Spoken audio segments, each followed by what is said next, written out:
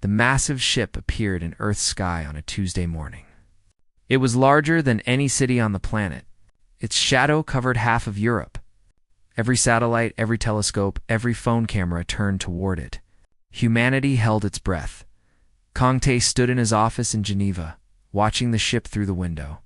He was 53 years old, with gray hair and tired eyes. He had spent 30 years in politics.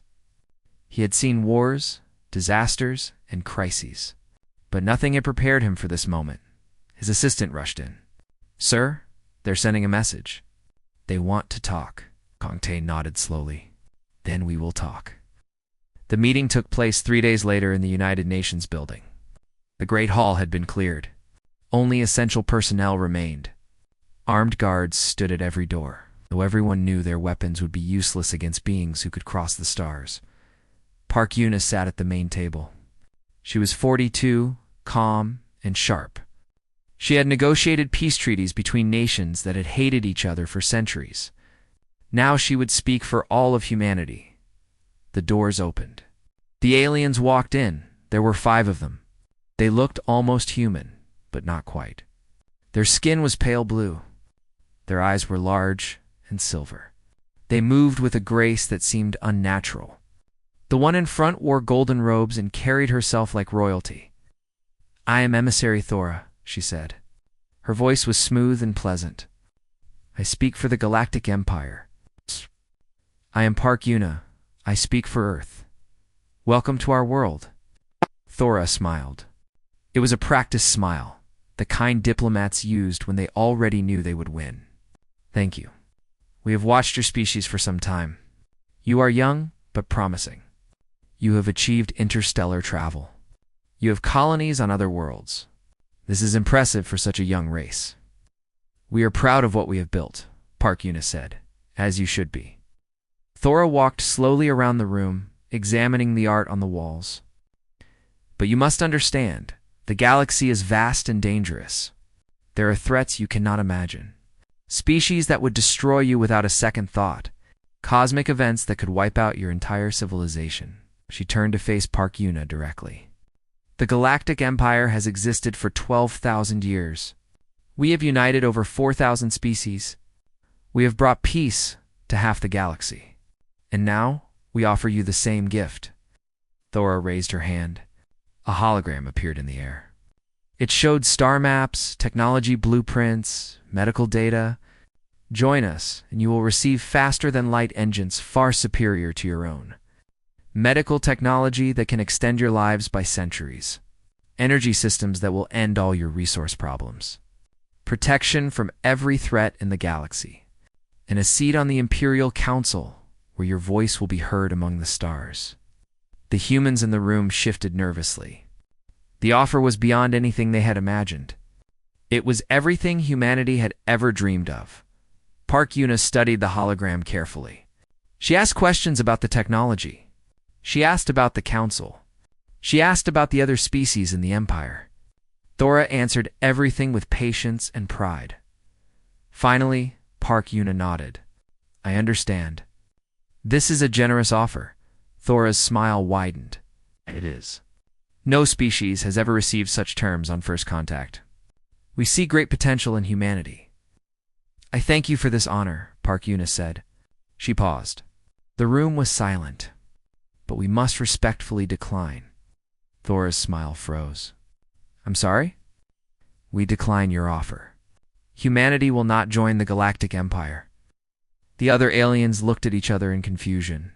Thora stared at Park Yuna as if she had spoken in a language that did not exist.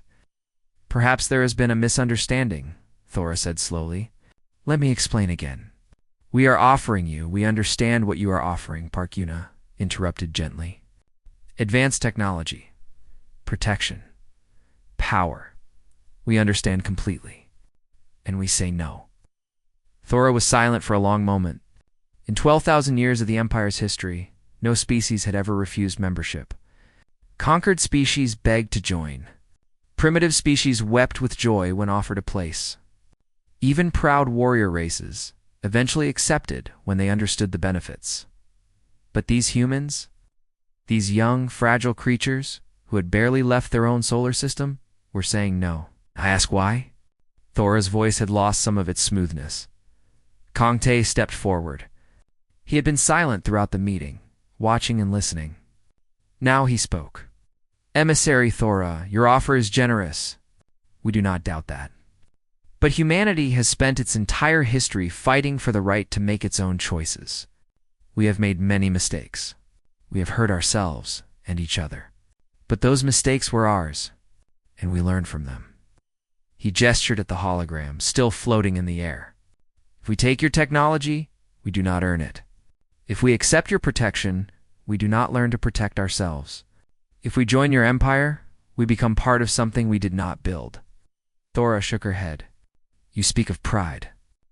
But pride will not save you when the Void Hunters come. Pride will not stop a supernova. Pride will not feed your people when your colonies fail. Perhaps not, Kong Tae agreed. But pride will make us try. And trying is how humans have always survived. Thora gathered her delegation. At the door, she turned back. I will report your decision to the High Sovereign. He will be surprised. I hope for your sake that you reconsider. We will think carefully on all you have said, Park Yuna promised. But I do not believe our answer will change. The aliens left. Their ship departed that same night. The shadow lifted from Europe. But a new shadow had taken its place in the hearts of humanity's leaders. Park Yuna found Kong Tae on the rooftop. Watching the stars? Did we make the right choice? She asked. Kong Tae was quiet for a long time. I don't know, he admitted. But it was our choice. And that matters more than being right. Above them, the stars burned cold and distant. Somewhere out there. An empire of 4,000 species was learning that humanity would not be so easily collected. The galaxy would never be the same. 6 months passed. Humanity did not forget the alien visit, but life continued. People went to work. Children went to school. Ships flew between Earth and its colonies. The world kept turning, but in the halls of power. Everything had changed. Kong Tae spent long nights reading reports from intelligence. Director Kim Woo. The Empire had not contacted Earth again. But their ships had been spotted at the edge of the solar system. They were watching. Waiting. They're confused. Kim Woo said during one late meeting. Our spies in the outer colonies have picked up their communications. They don't understand why we refused. Good Admiral Lee Jun said. He was a stern man in his 60s, with a soldier's posture and a soldier's eyes. Let them stay confused. Then, on a cold morning in December, a new message arrived. The Empire was sending another delegation. This time, it would be led by Counselor Mira, one of the 12 voices of the Imperial Council itself. The meeting was held in the same hall as before, but this time, there were more guards. More cameras. More tension. Councillor Mira was different from Emissary Thora. She was older, harder. Her silver eyes held no warmth. She did not smile. I will not waste time with pleasantries, she said as she sat down. Emissary Thor's report was troubling. The High Sovereign believes there was a failure of communication. I am here to correct that failure. Park Yuna sat across from her. Kong Tae was at her side. Admiral Lee Jun stood behind them, his arms crossed. We are listening, Park Yuna said.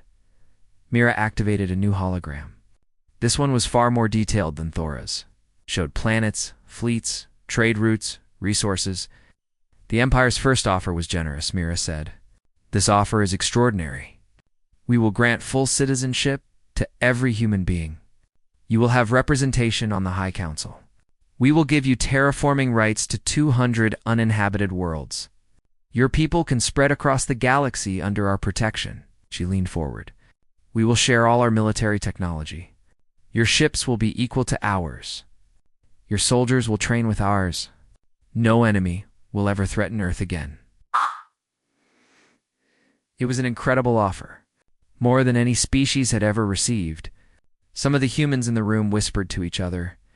Even Park Yuna's eyes widened slightly, but she did not say yes. Counselor Myra, we are honored by this offer, truly, but I must ask some questions first. Myra nodded stiffly. Ask, you say. We will have representation on the High Council. What power does the Council actually have? The Council advises the High Sovereign on all matters of importance, advises Parkuna repeated. But the High Sovereign makes all final decisions? Mira's jaw tightened. The High Sovereign has ruled wisely for 3,000 years. His decisions have brought peace to the galaxy. I see. Park. Yuna made a small note. And if we disagree with one of his decisions, if we want to leave the Empire? No species has ever wanted to leave the Empire. But if we did? Mira was silent. Admiral Li Jun spoke for the first time. His voice was rough and direct. She won't answer, because the answer is no. Once you're in, you don't get out. Mira turned her cold eyes to him. The Empire provides everything its members need. Why would anyone want to leave? That's not the same as being free to leave, Li Jun said. The room grew tense. Mira stood up slowly. You speak of freedom, she said. Freedom to do what? Freedom to die? The galaxy is not kind to small species who stand alone. There are things out there that would use your planet as fuel. There are wars that have lasted longer than your species has existed. The Empire is not a prison. It is a shelter. Kongte rose to meet her gaze. We understand the dangers. Humanity has always faced dangers. Ice ages, plagues, wars. We nearly destroyed ourselves many times. But we survived. We survived because we never stopped fighting, never stopped thinking, never stopped growing. He stepped closer to her. If we join your empire, what happens to us in 1,000 years? In 10,000 years? Do we still fight? Do we still think? Do we still grow? Or do we become comfortable? Safe? Dependent? Myra's expression flickered. For a moment, something like doubt crossed her face. Then it was gone. You are foolish, she said, and your foolishness will destroy you. Perhaps, Kongte agreed, but we will face that destruction as free people. Mira gathered her things. I will inform the High Sovereign of your decision. Do not expect another offer. We expect nothing, Park Yuna said, except the chance to build our own future. After the aliens left, Kim Woo called an emergency meeting. He had been gathering intelligence for months. Now he finally had enough to share. I've studied every species that joined the Empire, he said. All 4,000 of them. Do you know what they all have in common? No one answered. None of them invent anything anymore. None of them create new art, new music, new ideas. They all use Imperial technology. They all follow Imperial culture. They all speak Imperial languages. He pulled up images on the screen. Aliens from 100 different worlds. They all wore similar clothes. They all lived in similar buildings. They all had the same empty look in their eyes. The Empire doesn't conquer with weapons, Kim Woo said. It conquers with comfort. Give a species everything it needs, and it forgets how to need anything. It forgets how to dream. Admiral Li Jun stared at the images. They're not citizens. They're pets, yes, Kim Woo said quietly. Well-fed, well-protected pets. Kongte closed his eyes. The weight of his decision pressed down on him. He had just refused paradise. He had just condemned humanity to struggle, to suffer, to possibly die. But he had also given them a chance to remain human. Double the military budget, he said. Accelerate all weapons research. And find out everything you can about the Empire's weaknesses. You think they'll come back? Park Yuna asked. Kong. Tay looked out the window at the night sky. They will. And when they do, we need to be ready. Far away, in the heart of the Empire, Counselor Mira delivered her report to High Sovereign Velen. He listened in silence. When she finished, he asked only one question. What are these humans afraid of? Mira thought carefully. Nothing, my sovereign. That is what frightens me. Velen smiled. It was not a kind smile, and we will teach them fear. 1 year had passed since the first alien ship appeared above Earth. The world had changed in ways, both visible and invisible. New factories produced warships. Young men and women trained for battles they hoped would never come.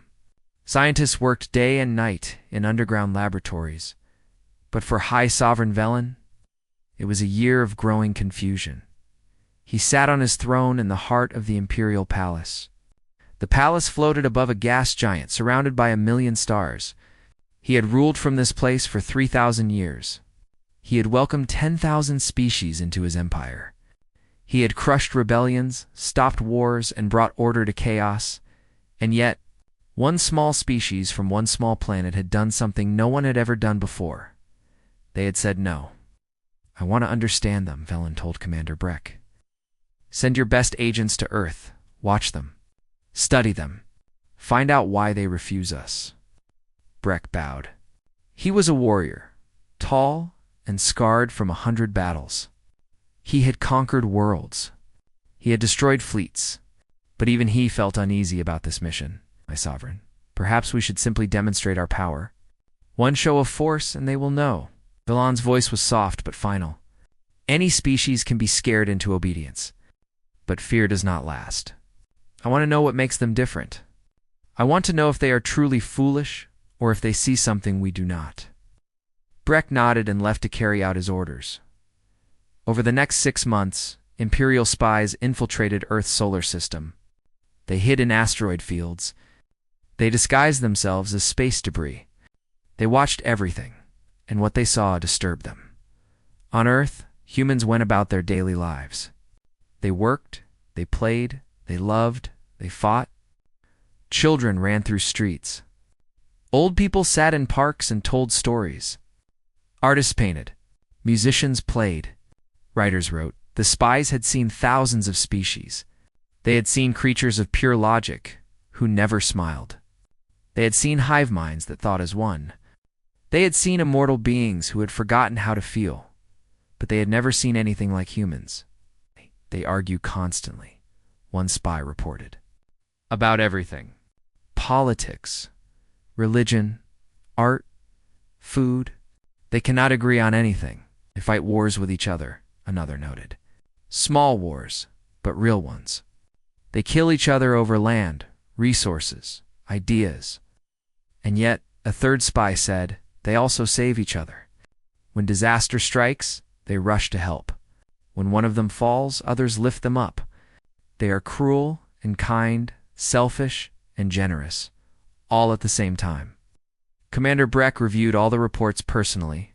He spent weeks trying to make sense of them. Finally, he went to Velen with his conclusion. "They are not rejecting us out of ignorance," Breck said. "They know exactly what we offer. They have studied our empire. They understand our power. Then why refuse?" Velen asked. Breck hesitated. "Because they do not want to become like us." "Explain." "Our species are peaceful, my sovereign, content. They live long lives without struggle, but they've also stopped growing. The last great invention in the empire was 4,000 years ago. The last great work of art, 3,000. We have everything, and so we create nothing." Breck pulled up images of Earth's cities. Messy, chaotic, imperfect cities, full of life. Humans are still struggling, still building, still dreaming. They look at our empire and see a gilded cage. They would rather live free in the mud than sleep comfortably in chains. Alan was silent for a long time. When he spoke, his voice was strange. "I remember when my people were like that. Before we built the empire, before we had everything, my sovereign." Velen shook his head. "It was a long time ago. Too long." He stood and walked to the window. 1,000,000,000 stars sparkled outside. "Prepare one final offer. Make it something they cannot refuse. And if they still refuse?" Velen's face hardened. "Then we will show the galaxy what happens to those who stand against us. We cannot allow other species to think that rejection is an option." On Earth, Choi Hannah worked in a laboratory deep beneath the mountains of Korea. She was 34 years old, brilliant and exhausted. For the past year, she had led a team of scientists studying fragments of alien technology. The fragments had been found decades ago in crash sites around the world. Some governments had hidden them. Others had tried to study them and failed. Now all the fragments had been gathered in one place, and Choi Hannah was determined to unlock their secrets.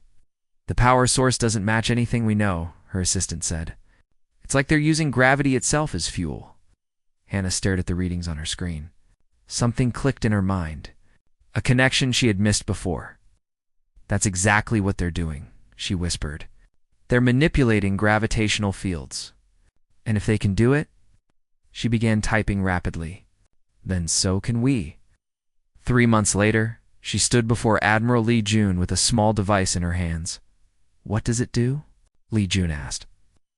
It disrupts gravitational fields, Hannah explained. Specifically, the fields that faster-than-light engines use to bend space. Fire this at an enemy fleet and their engines fail. They can't run. They can't escape. Li Jun's eyes widened. They'll be trapped. Exactly. The Empire has always relied on superior speed. They hit fast and retreat before anyone can respond. But with this, she smiled. We can make them fight on our terms. Li Jun took the device carefully. For the first time in months, he felt something like hope. Can you build more? I can build a lot more. But I need resources. Money, people. You'll have everything you need. Li Jun placed a hand on her shoulder. Dr. Choi, you may have just given humanity a fighting chance. That night, Kang Tae received 2 pieces of news. The first was Hannah's breakthrough. The second was a message from the Empire. High Sovereign Velen himself was coming to Earth. Kang Tae read the message twice. Then he called Park Yuna. The Emperor's coming, he said. There was a long pause. What do we do? Kang Tae looked out at the stars. Somewhere out there, a being who had ruled for 3,000 years was making his way toward their small planet. We do what we've always done, Kang Tae said. We stand our ground. And if that's not enough, Kang Tae thought of Hannah's weapon, of Li Jun's ships, of the billions of humans who would fight and die for their freedom. It will have to be enough. The ship that carried High Sovereign Velen was the most beautiful thing humanity had ever seen. It was not large like the first vessel. It was small, elegant, made of materials that seemed to glow with inner light. It moved through space like a living thing, graceful and terrible. When word spread that Velen himself was coming, the galaxy held its breath. He had not left Imperial space in 3,000 years. Some species had never seen him in person. He was more legend than leader, more god than ruler, and he was coming to Earth. Kang Tae watched the ship descend through the atmosphere. It landed in a field outside Geneva, the same city where humanity had first refused the Empire. Perhaps that was intentional. Perhaps Velen wanted to end the story where it had begun. The meeting was held in a small room. No cameras. No guards. No diplomats. Just Kang Tae and Velen, sitting across from each other at a simple wooden table. Velen looked almost human. His skin was pale gold, his eyes deep purple. He wore simple white robes. He could have been a monk, or a philosopher, or a kind grandfather.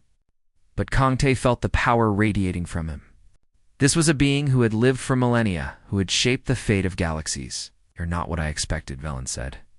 His voice was gentle, like water flowing over stones. Neither are you, Kang Tae admitted. Velen smiled. The emissary and the counselor both failed to understand you. I thought perhaps I would have better luck. Why come yourself? You could have sent another representative, because you fascinate me. Velen leaned back in his chair. In 12,000 years, no species has refused us. Not once. Some fought us at first, but they all eventually saw a reason. You are different, and I want to know why. Kang Tae considered his words carefully. May I speak honestly? I insist. Your empire offers everything: technology, safety, comfort, long life. For most species, these things are impossible to refuse. But we are not most species. So I have noticed. Velen's eyes sparkled with something that might have been amusement. Tell me, what is it that you want? We want to make our own mistakes. We want to build our own future. We want to succeed or fail on our own terms. Kang Tae met Velen's gaze without flinching. Your empire is a masterpiece. But it is your masterpiece, not ours. Velen was quiet for a moment. Then he reached into his robe and pulled out a small crystal. He placed it on the table between them. Do you know what this is? Kong Te shook his head. It is the seal of the High Sovereign. Whoever holds it shares my authority. In all of history, I have never given it to anyone. He pushed the crystal toward Kong Te. I am offering it to you. Kong Te stared at the crystal. It pulsed with soft light. I don't understand. I am offering humanity co-rulership of the Empire. Not membership. Rulership. You would stand beside me as equals. Your voice would be my voice. Your will would be my will. Together, we would guide the galaxy. The offer hung in the air. It was beyond anything Kong Te could have imagined. It was not just acceptance into the Empire. It was a seat at the very top. Why? Kong Te asked. Why would you offer this? Because I am tired, Velen said simply. 3,000 years is a long time to rule alone. I have seen my empire grow peaceful and stagnant. I have watched species forget how to dream, and then I found you. A species that still fights, still creates, still burns with purpose. He leaned forward. I do not want to conquer you. I want to learn from you. Join me, and together we can awaken the galaxy. For the first time, Kong Te felt doubt. This was not what he had expected. Velen was not a tyrant. He was something more complicated. Something almost sympathetic. But then Kong Te remembered Kim Woo's reports. He remembered the empty eyes of 1,000 species. He remembered the question that had haunted him for months. Tell me about the Velour, Kong Te said. Velen's expression froze. The warmth drained from his face. Where did you hear that name? We found their records. On a dead moon at the edge of your empire. They were like us once, weren't they? They refused to join. They wanted to stay free. Velen said nothing. What happened to them? Silence. They accepted your offer eventually, didn't they? They joined the Empire. They received all your gifts. And then, slowly, over thousands of years, they forgot who they were. They forgot how to dream. They forgot how to fight. Kong Te's voice grew harder. And when they finally realized what they had lost, when they tried to leave, it was too late. They had forgotten how. Velen's face was a mask. The Valkyrie were a long time ago. They were erased, Kong Te said. Not by war, not by violence, by comfort, by safety, by your kind intentions. He pushed the crystal back across the table. We will not be the next Valori. Valone looked at the crystal for a long moment. When he spoke again, his voice was cold. You could have had everything. Could have lost everything, Kong Te replied. Our identity, our dreams, our soul. Some things are worth more than safety. Velen stood. He was no longer a kind philosopher. He was a ruler who had been defied. I came here with respect, he said. I came here with hope. But you have made your choice. And now, you must face the consequences. Kong Te stood as well. We understand, do you? Velen's eyes burned. I have destroyed civilizations older than your sun. I have ended wars that lasted for millennia. Your species is brave, but bravery is not enough. Perhaps not, Kong Te said, but it is all we have, and we will use it. Velen walked to the door. He paused with his hand on the handle. I will give you 1 year to prepare, he said without turning. Enjoy your freedom while it lasts. Then he was gone. Park Yuna found Kong Te in the empty room, staring at the table where the crystal had been. What happened? She asked, or Kong Te said quietly. War is coming. How long? 1 year. Park Yuna sat down beside him. They were silent for a long time. Can we win? She finally asked. Kong Te thought of Admiral Li Jun and his fleet.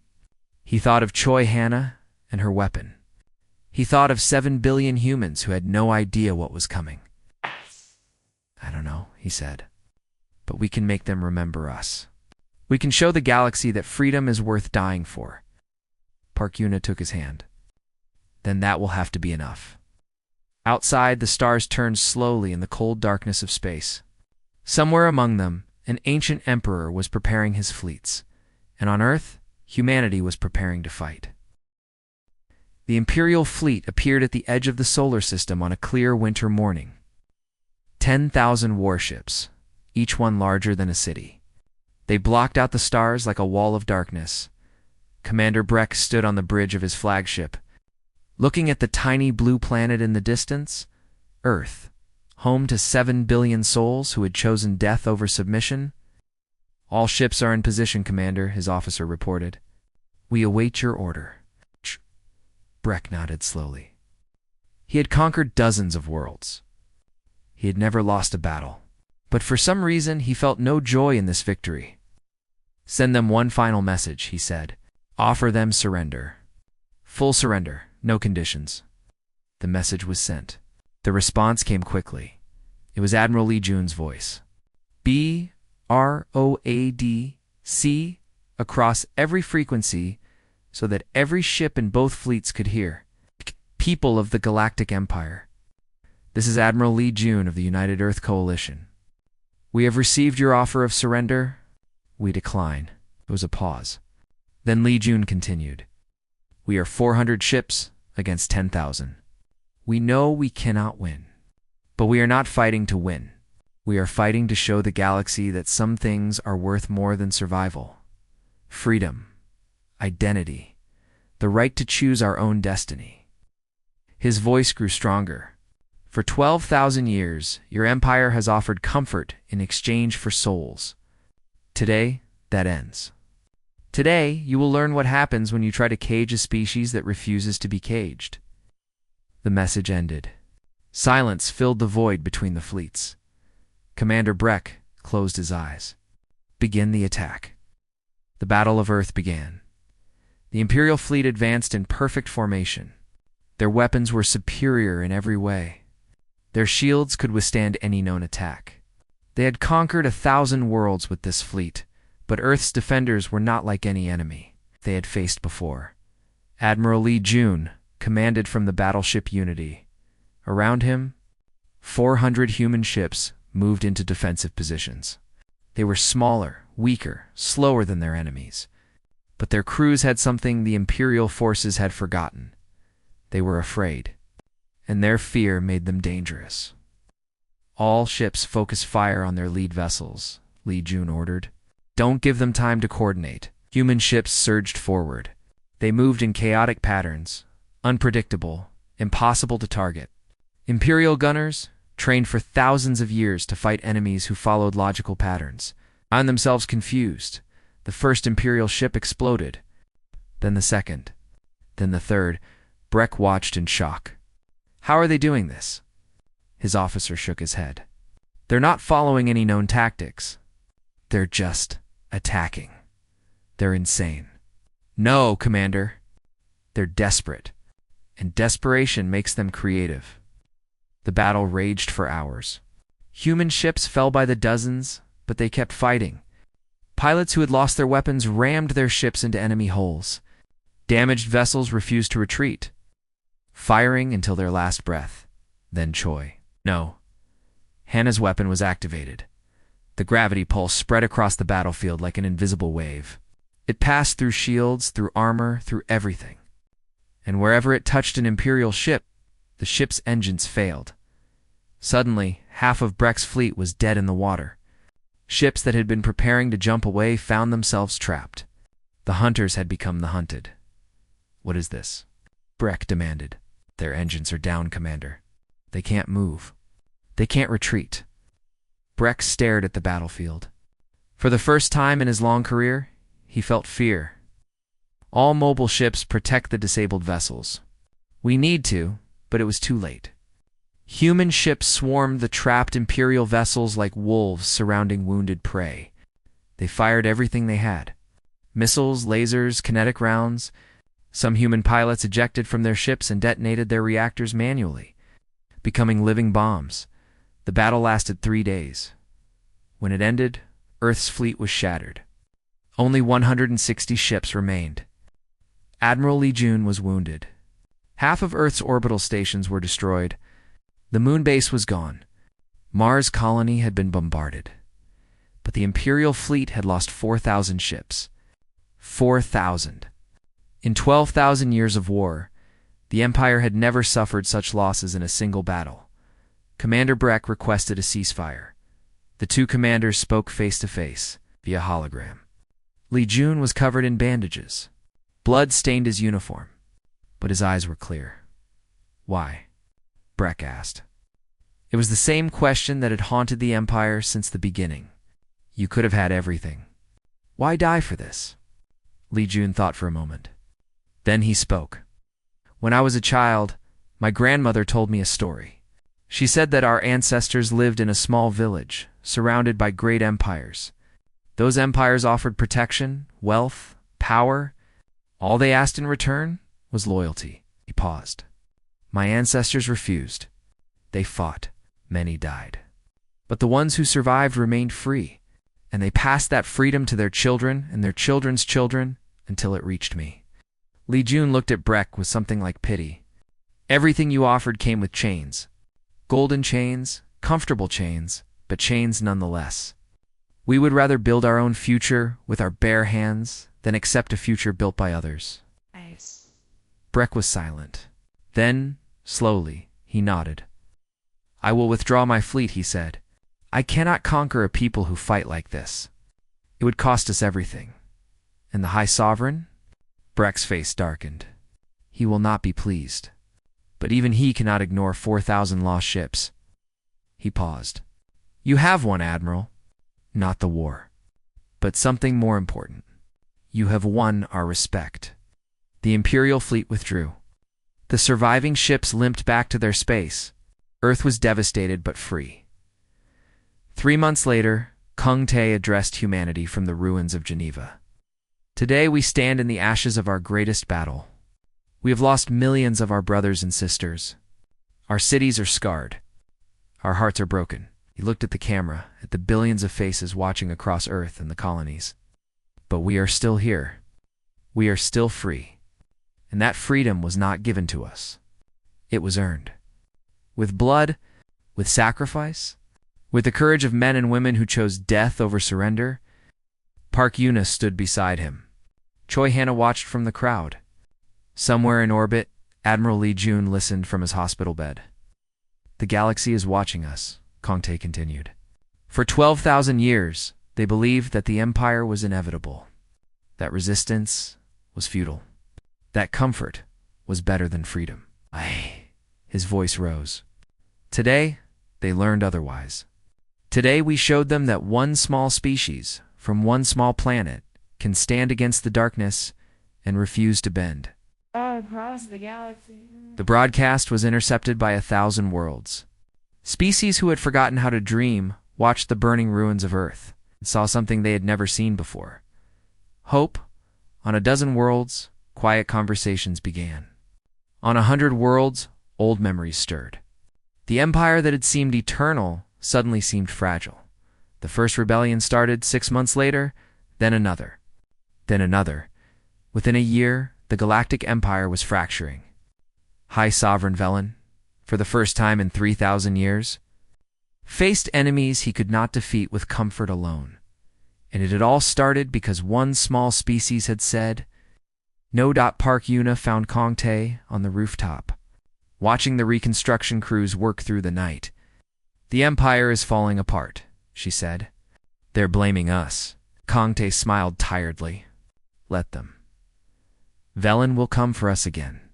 Yes, but not alone this time. Kong Tae pointed at the stars. Do you see that? A message from the Velori. They survived. A few of them hiding on the edge of known space. They want to help us. Park Yuna's eyes widened. The Velori. They remember who they were. Thanks to us. Kung Tae put his arm around her shoulders. The next time the Empire comes, we won't be fighting alone.